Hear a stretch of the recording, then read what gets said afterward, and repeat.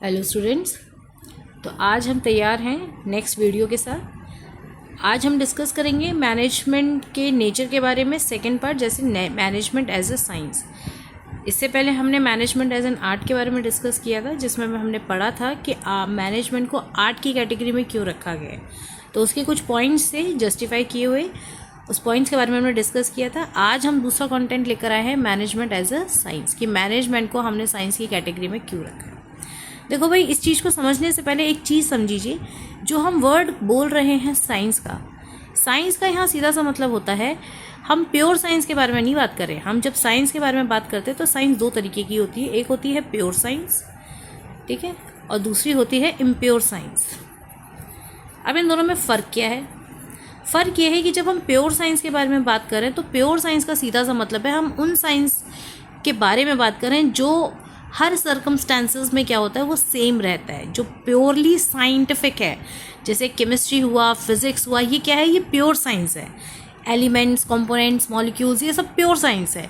और impure science क्या होता है? इम्प्योर साइंस का सीधा सा मतलब है जहाँ हम ह्यूमन नेचर को समझने की कोशिश करते हैं, वो आ जाती है आपकी इम्प्योर साइंस में। देखो, साइंस हमने वर्ड इसलिए लगा रखा है क्योंकि देखिए, लोगों को समझना, सोसाइटी समझना, ह्यूमन टेंडेंसी को समझना, ये सारी भी चीज़, जैसे कि साइकोलॉजी होती है, साइकेट्रिस्ट होते हैं, ये सब क्या हैं? ये एक साइंस है, लेकिन ये साइंस जुड़ी हुई है लोगों को समझने से, ठीक है। तो इसी वजह से इसको हम इम्प्योर साइंस बोलते हैं। समझ में आए? इम्प्योर साइंस बोलो, इनएग्जैक्ट साइंस बोलो, तो ये हैं आपके डिफरेंट नेम्स, ठीक है। तो जब हम मैनेजमेंट को साइंस की कैटेगरी में रखते हैं तो याद रखना, मैनेजमेंट प्योर साइंस की कैटेगरी में नहीं आएगा, मैनेजमेंट आएगा इम्प्योर साइंस की कैटेगरी में। क्यों? क्योंकि देखिए भाई, हम मैनेजमेंट की बात करें तो मैनेजमेंट अल्टीमेटली सारी चीज़ों को मैनेज करते हैं, लेकिन ये सारी चीज़ें किसके द्वारा की जाती है? ये की जाती है पीपल्स के द्वारा, ठीक है, एम्प्लॉयज़ के द्वारा। तो अल्टीमेटली हम ह्यूमंस को मैनेज कर रहे हैं, और ह्यूमंस को मैनेज करना फिर क्या है? ये इम्प्योर साइंस है, ठीक है। जैसे हमने, अगर मैं एक नॉर्मल एग्जांपल लेकर चलूँ, जैसे केमिस्ट्री में अगर हाइड्रोजन और ऑक्सीजन का रिएक्शन होगा तो ये हमेशा H2O बनाएगा। ये क्या है? प्योर साइंस, ठीक है। लेकिन अगर मैं मैनेजमेंट को लेकर चलूँ, मैंने एक रूल लिया, हमारे पास एक थ्योरी आई, पनिशमेंट की थ्योरी, ठीक है। तो ये अगर मैं ये कहूँ कि भाई इस पनिशमेंट की थ्योरी को अगर हम हर वक्त हर किसी पे अप्लाई करेंगे तो हमें रिजल्ट सेम मिलेगा, क्या ये पॉसिबल है? ये बिल्कुल पॉसिबल नहीं है, क्योंकि ये पनिशमेंट की थ्योरी डिपेंड करेगी इंडिविजुअल के नेचर के बारे में, इंडिविजुअल के मेंटल हेल्थ के बारे में। जैसे अगर देखो, कोई अगर ऐसा इंसान है जो एक बार के बोलने से मान जाता है, तो उसे पनिशमेंट क्यों देना? तो वहाँ हम इसे स्किप करेंगे। लेकिन हाँ, कोई ऐसा ज़िद्दी इंसान है जिसको कई बार समझा लिया और उसके बाद नहीं समझ में आ रहा, तो वहाँ हम इस चीज़ को अप्लाई करेंगे। तो बेसिकली क्या है? ये इम्प्योर साइंस है। ये सिचुएशन टू सिचुएशन और ह्यूमंस टू ह्यूमंस डिपेंड करता है। आई गेस ये क्लियर हो गया। तो जब भी हम मैनेजमेंट को साइंस की कैटेगरी में रखते हैं तो याद रखना, ये प्योर साइंस की कैटेगरी नहीं है। ये कौन सी कैटेगरी है? ये है इम्प्योर साइंस की कैटेगरी। क्लियर? तो जैसे हमने पढ़ा कि मैनेजमेंट को हम साइंस की कैटेगरी में रख रहे हैं, तो ये भी जो थ्योरी दी थी वो किसने दी थी? मैंने आपको पहले भी बताया था, F.W. टेलर ने। किसने दी थी? F.W. टेलर ने। तो ये जो इंडिविजुअल थे, ये जो एक्सपर्ट थे, उनका मानना ये था कि जो साइंस, ये जो मैनेजमेंट की बात करें तो इसे हम साइंटिफिक कैटेगरी में रख सकते हैं, ठीक है। ओके, तो शुरुआत करते हैं। सबसे पहले उन्होंने कहा था कि मैनेजमेंट को अगर आप साइंस की कैटेगरी में रख रहे हो तो सबसे पहले ज़रूरी है सिस्टमैटिक बॉडी ऑफ नॉलेज।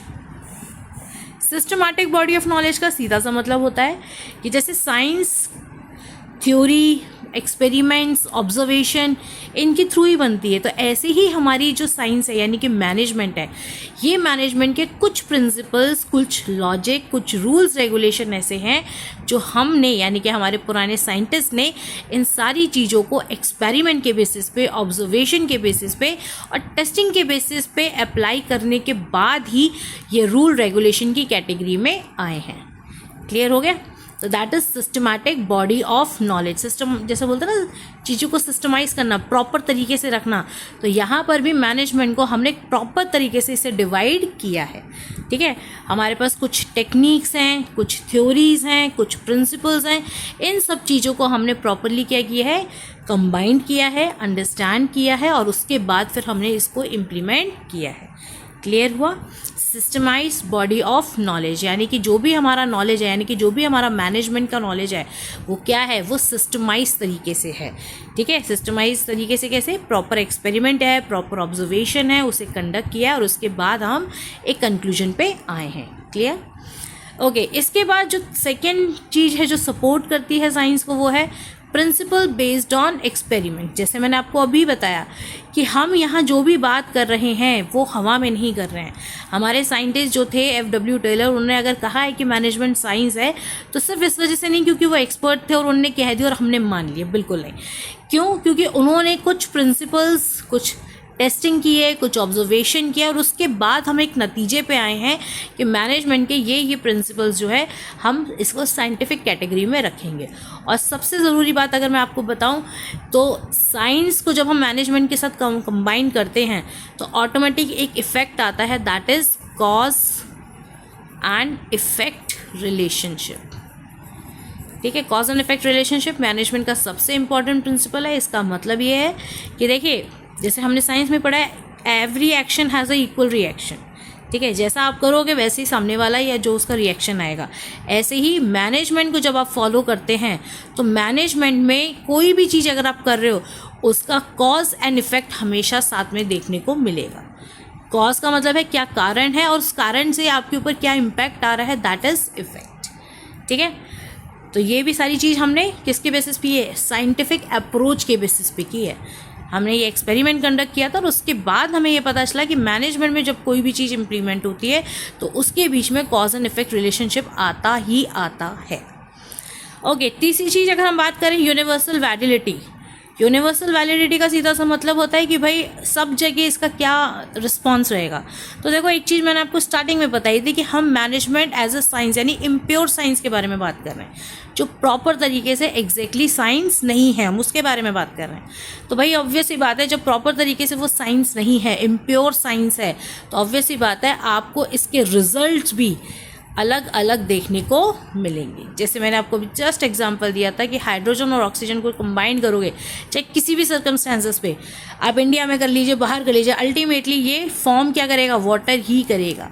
लेकिन जो प्रिंसिपल्स हैं हमारे, कैसे, जैसे मैंने बताया पनिशमेंट का जो प्रिंसिपल है, तो पनिशमेंट का प्रिंसिपल हर किसी पे अप्लाई नहीं होगा, सिर्फ उन लोगों पे अप्लाई होगा जो वाकई में इसके नीड में है, जिनको सच में इनको इसकी ज़रूरत पड़ेगी। आप हर किसी पे इस प्रिंसिपल को अप्लाई नहीं कर सकते। ठीक है, कुछ ऐसे भी होते हैं जो प्यार से मान जाते हैं, कुछ ऐसे भी होते हैं जो वार्निंग से मान जाते हैं और कुछ ऐसे भी होते हैं जिनके साथ वाकई में नेगेटिव स्टेप्स हमें लेना पड़ता है। क्लियर हुआ? तो दैट इज़ वाई जो यूनिवर्सल वैलिडिटी है वो आपको सेम रिजल्ट कभी भी नहीं देगी। यहाँ आपके रिजल्ट जो है वो चेंज होने के पॉसिबिलिटी यहाँ बनी हुई है। क्लियर?